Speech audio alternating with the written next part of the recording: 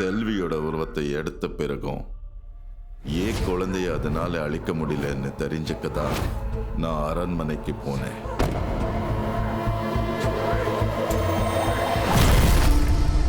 அப்போ செல்வியோட ஆத்மாவை பார்த்து அவ அந்த சாத்தான குழந்தைய நெருங்க விடாம காவலா நிக்கிறான்னு புரிஞ்சுக்கிட்டேன். அதனால அடுத்தது பிரசிடென்ட் பையனை குறி வச்சது.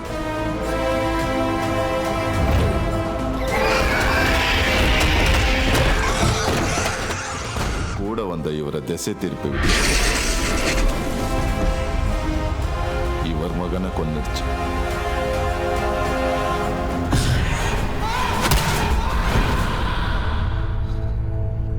இதெல்லாம் ஏன் சாமி யார்கிட்ட முன்னாடியே சொல்லல? எப்படிங்க சொல்லுவார்?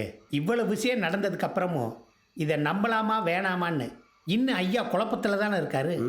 இருந்தாலும் உங்க பைய சாவுல சொல்ல வந்தப்போ எல்லாரும் என்ன சந்தேகப்பட்டு தோர்த்துனீங்க.